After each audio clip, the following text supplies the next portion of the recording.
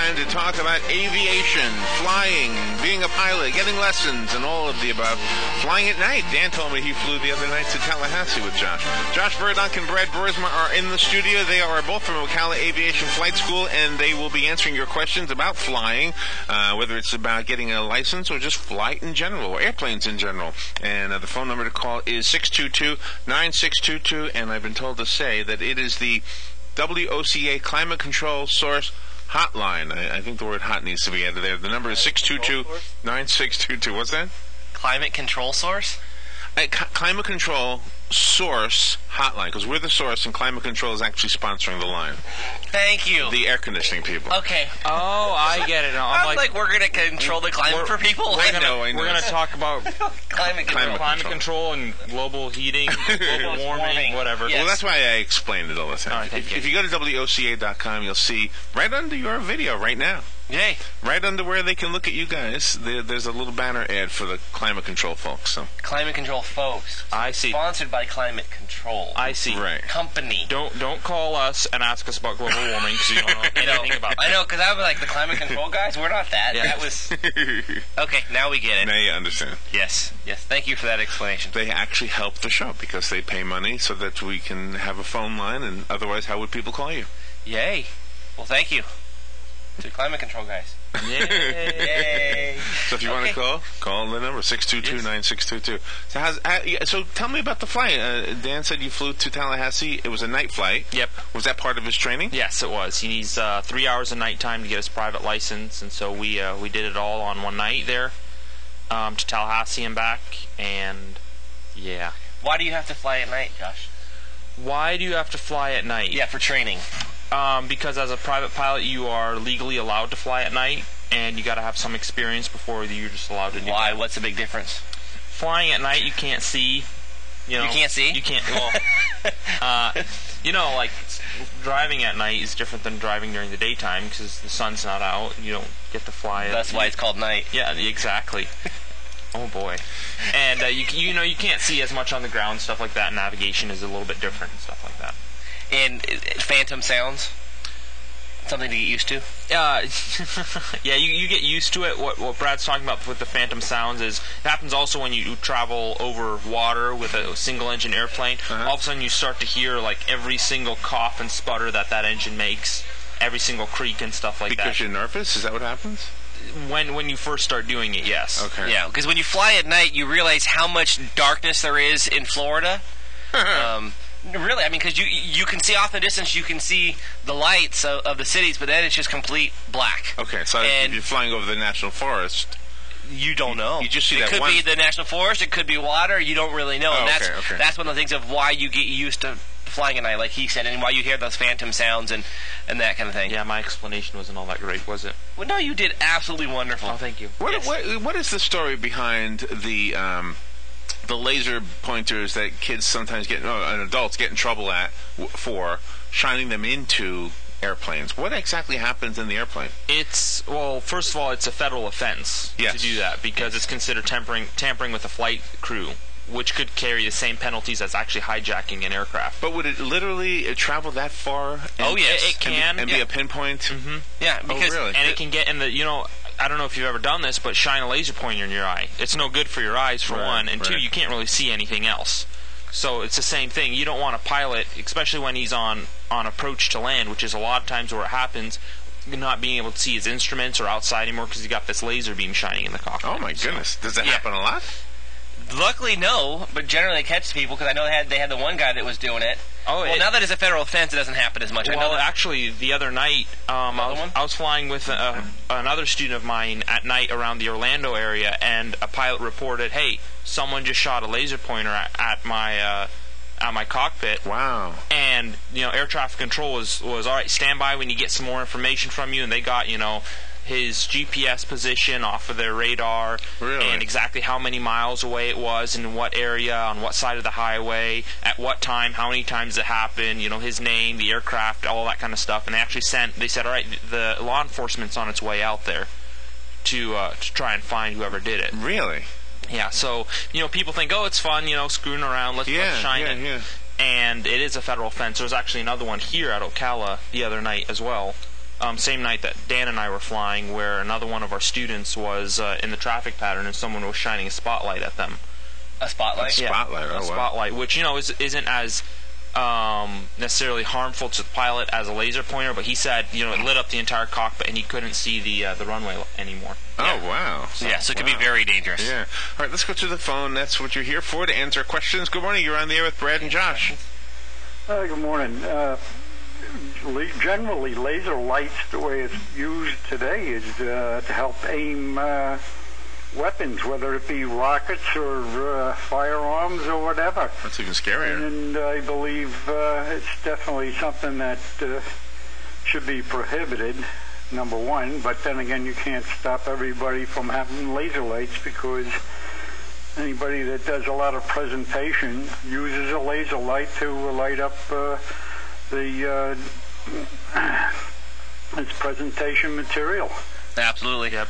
But anyway, it's very interesting to find out what goes on. Plus, anybody that had any laser procedures done on them, either they wear a special pair of goggles or whatever. So, we do know it can be detrimental to your eyesight or to other parts of your body, depending on the intensity of the laser. Mm-hmm. Anyway, I just thought I'd give you my 2 cents in on the deal. Very good. You were talking about last show. You were talking about airplanes. How they can fly themselves. My father was a pilot, and we were flying in a Piper Cub, I think it was a J3. Yep.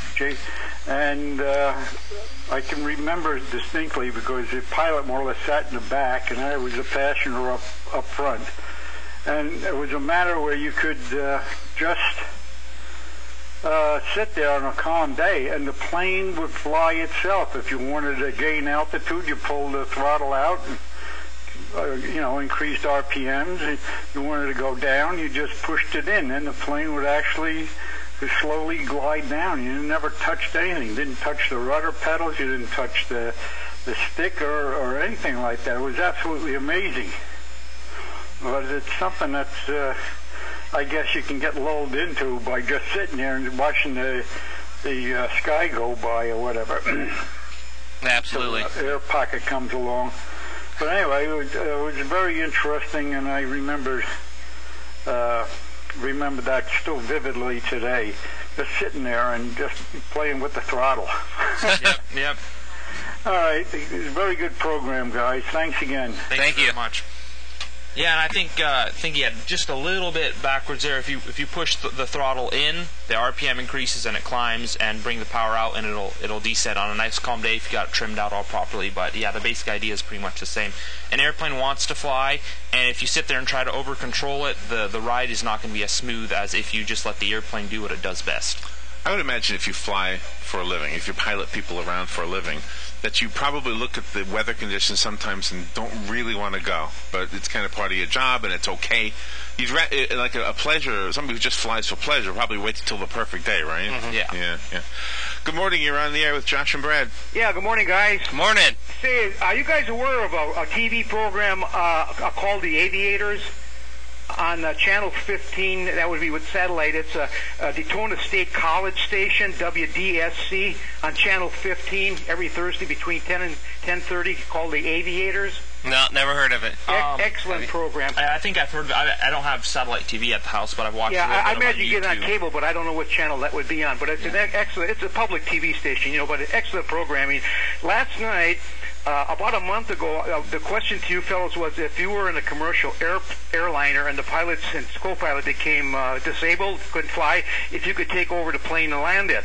Well, last night on the program, they had a private pilot of small aircraft up in the pilot's seat, and they told him to try to land this airplane. He was in a simulator, you know. Right. And contact with the tower and everything else, and with quite a bit of ease, he landed the aircraft. Yep. And now next week on the program, they're going to take somebody that never flown an airplane before and see how far they can get with it. You know, so very, very interesting. But I was amazed though with a small pilot, licensed pilot, how with pretty much easy he landed that aircraft. Like I think it was a 737. You know, and down it came and landed, and that was it. You pressed a couple buttons, did this, that, and whatnot, and you know, of course, you had help from the tower. You know. Absolutely. Yeah. But I'm looking forward to next week's program when somebody that's never flown a plane before see what happens. They might have the same success. You know, we'll see what happens. I hope so. Yeah.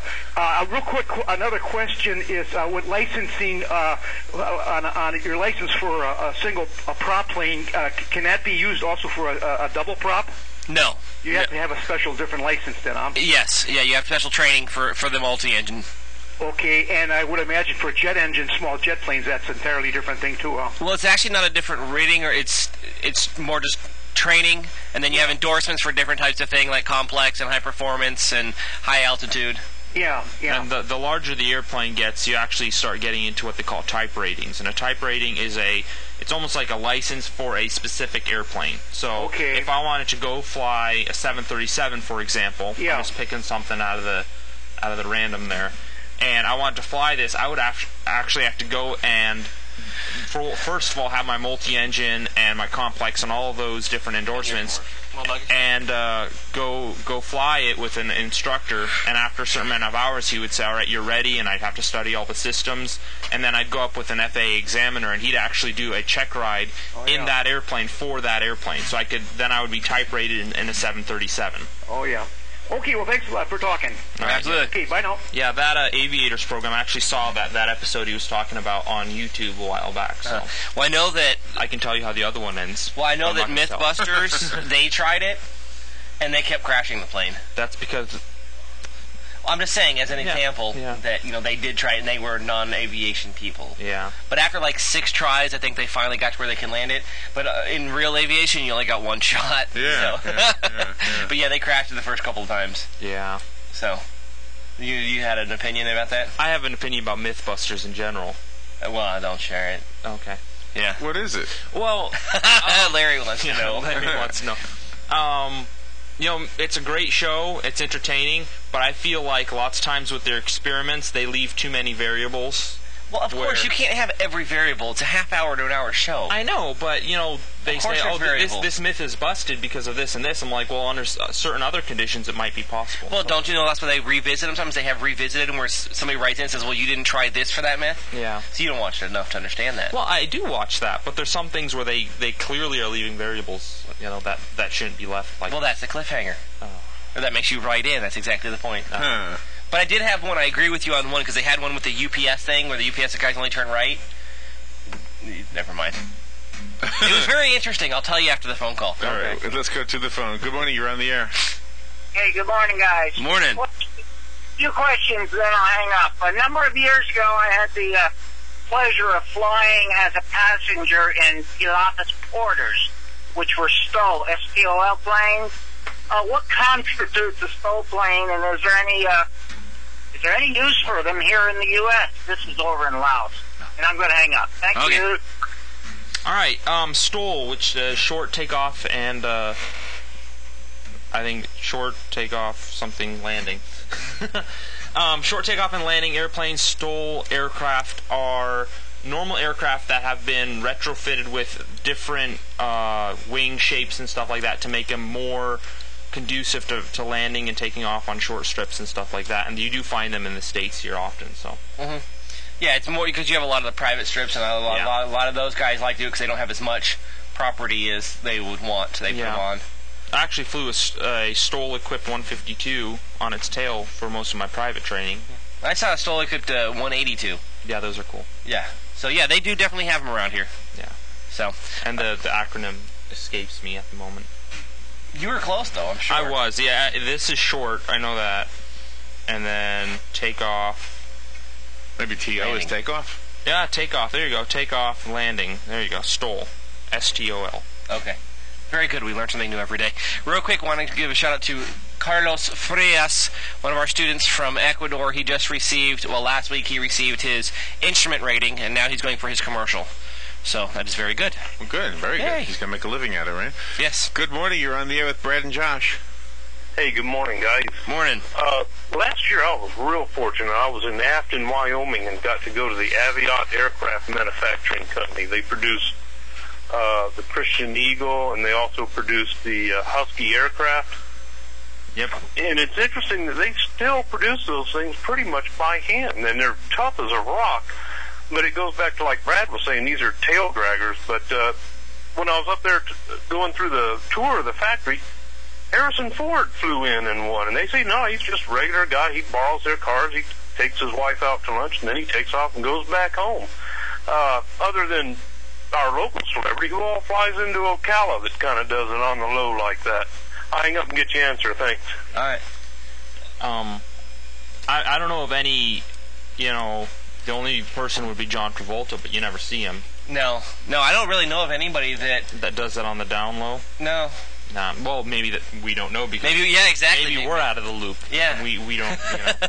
A lot of those just going back to the factory part of it. Most airplanes are actually all airplanes are still largely handmade. They make the components in different factories, but as far as the assembling part itself, that's all still done by hand because there's it's cheaper to pay workers to do it and have them do it well than have machines do it like cars and stuff like that. And the Huskies are cool airplanes. They're just had to add that in there. Yeah, the Huskies are cool planes. I love Huskies. Yes. If anyone has a Husky and wants me to train you in it, come see me. You'll gladly do it? I would gladly do it. Okay. Now, what is it about that makes you say that? A Husky's I said that's the first one. No, it's not. Yeah, it is. Okay, go ahead. All right. A Husky is a small little tail dragger airplane. They're tough as nails. You see them all. He said they were tough as rocks. Well, I'm saying they're tough as nails. Okay. And you see them up in Alaska and stuff like that as well. What makes them special is what he asked you, not what is it. I'm getting there. They're cool airplanes. What makes your car special? They're cool. Yeah. Okay. That's it. It's just cool. Yeah. It's just cool. Because it's tough as nails and rocks. Yes. Okay. Getting back to Aircraft 101, which is I'm below that actually, but I did the Discovery flight, and Ron walked around the plane. We were looking at all the things pre-flight. It's part of that to make sure there's not a loose bolt or something. I mean, if it's all hand put together, is it possible it's hand? It's shaken apart? Oh yes. So you have to look for things to make sure they're not. Well, there's only a lot of it. The plane has rivets. And so there are certain components like the cowling of the plane where the engine is, where you have to take that off a lot. You don't work on it for inspections and that kind of stuff. So those screws can work their way loose. And so you can't check every bolt in the plane, but there's certain ones that to check that can possibly become loose. Do you ever want to ask, and I'm changing subjects and I apologize. That's okay. If you go on YouTube or something and you look at damage from birds, you will see these amazing amounts of damage from a bird. Is that really possible? Yes. Yeah. Well, I don't know if I'd believe everything you see on YouTube, but we actually had a plane that came in that was simply doing a landing, and they got hit by. You remember? I know you're looking at the picture. I'm trying to find the picture. Was it a small plane like what you guys? It was a twin engine. Yeah, it was a smaller plane. Wow. But it got hit, and it did some damage to that plane to where they had to come in and land and had a mechanic come in and have to fix stuff. My goodness. And so, it's definitely can happen. They weren't even going that fast, but you figure, even when these small planes is going 110 to 130 miles an hour, and so... It was one of those turkey buzzards, wasn't it? Yeah, that was it. It was a turkey buzzard. Yeah. And where did it hit? What part of the plane? It hit just... I got a picture here. I mean... How good is your picture? Because I got... Oh, that's a pretty good one, yeah. Yeah, I'll just show Larry and then I'll show hold it in front of the camera. Put it in front of the camera. And we'll show him and then... Show those looking at it. Oh, is that the bird still stuck on it? Yeah. Oh, wow. But it looks like it didn't damage the plane. Oh, it did? If it would have hit... Oh, I see. It's dented. Yeah. Now Josh is putting it in front of the camera. Now I found mine, too. I don't know if I got any... Yeah. Did you get a picture of the head? You can see the head in this picture, yeah. Oh, here, this is a close-up of the cowling here. Right. For the listeners, you're definitely going to benefit if you look at the video of this one, and Robin will put it up on on Facebook. What is that dot right there? That's just a picture problem. Yeah, that's the problem with my camera. Okay. Yeah. But anyway, I see it. You see the cowling damage right there? Yeah. No, so yours is horrible. Man. So the point is, you can have a lot of damage from just simply hitting a bird. Yeah. Oh yeah. So do you avoid them? Is there a way to avoid them? Hope they avoid you as well. Yeah. I mean, sometimes you can see them and you can get out of the way, but other times you see them coming and you're like, are they going to get out of the way? Are they going to get out of the way? And then right at the last second, they'll just peel off up to the top or something like that. Kind of like birds in the road do that same thing. But I've also had it where I saw a bird come and I said, I need to get out of its way, and I turned away and it dove away to the same direction too, and I narrowly missed it that time. Oh wow. So it's always the big birds. The sparrows don't matter, right? Sparrows are just gone. Well, I guess if you hit a sparrow at 130 knots into your windscreen, it could. Oh, really? Yeah. Well, I've heard of stories and of hawks and turkey buzzards coming through the windscreen. If they are able to miss the prop as they come through, or with twin-engine airplanes, this happens often as well, where they actually just come through the windshield and they can actually hurt you pretty bad if you're not careful. Yeah. Wow. I mean, honestly, if we're gonna have a bird hit you, you want to try and have it hit the prop. Yeah. I mean, that sounds horrible, but it's gonna. Now, It's gonna separate it into small pieces. Yes. And I don't know if this is a dumb question. I don't know. I mean, are there things done at like commercial airports to get the birds to go away? Do they sound horns or something? They have.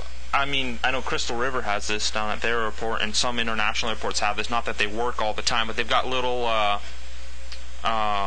Like little mini speakers placed around different areas, and they just send out clicks. Okay. And a whole bunch of them. And obviously, you can't hear it with all the jet engines and everything like that, but they're supposed to keep the birds away. You'll see a lot of not the airplanes. You'll see a lot of small airports that have like owls. All the fake owls everywhere. I've seen that. Yeah. I don't know if that really works, but I mean, sometimes you'll have it where you have to. You have a phone call that there's a flock of birds off the runway, and you got to pay attention and be careful. And what about ground animals like rats and things like that? Is that a problem ever? We see coyotes at the airport here at Ocala often. Yeah. Well, not often, but once in a while. Ron's hit a squirrel, if you can imagine. Yeah, that. Squirrel. Yeah, unlucky little squirrel. Yeah, there's been turtles on the runway.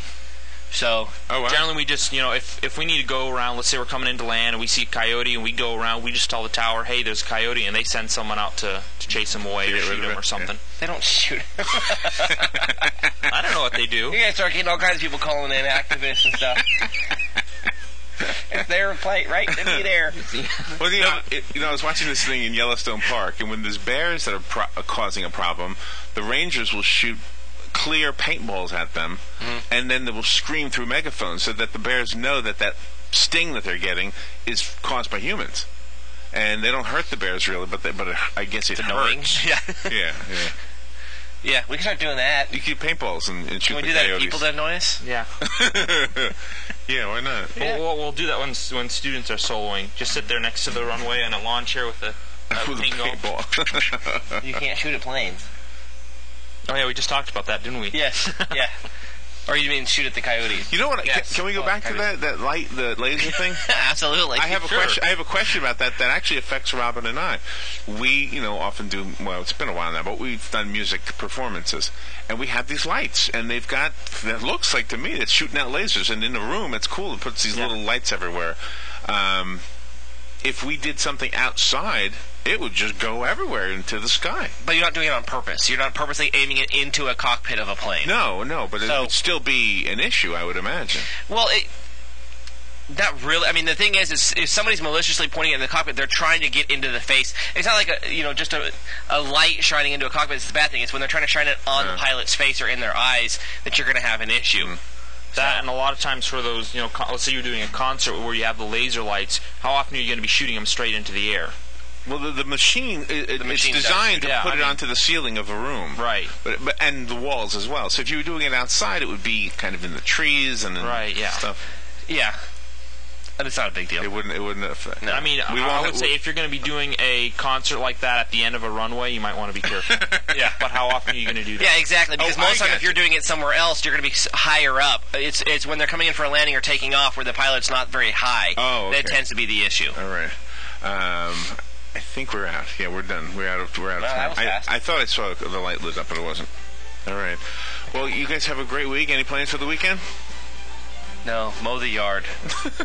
Yay! That's about it. I don't have any plans. I think I'm going to go home and sleep sleep some more, sit on my couch, that sort of thing. Sounds good. Sounds like a good weekend. Sounds really good.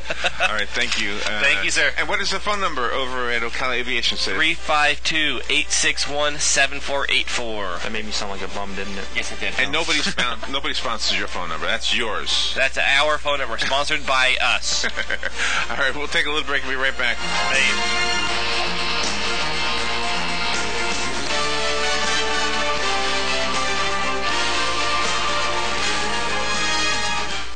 Ocala's information station, 1370 WOCA. Ocala! Alice? Yes, George? I was driving to Devon's self-storage and I couldn't find them. That's because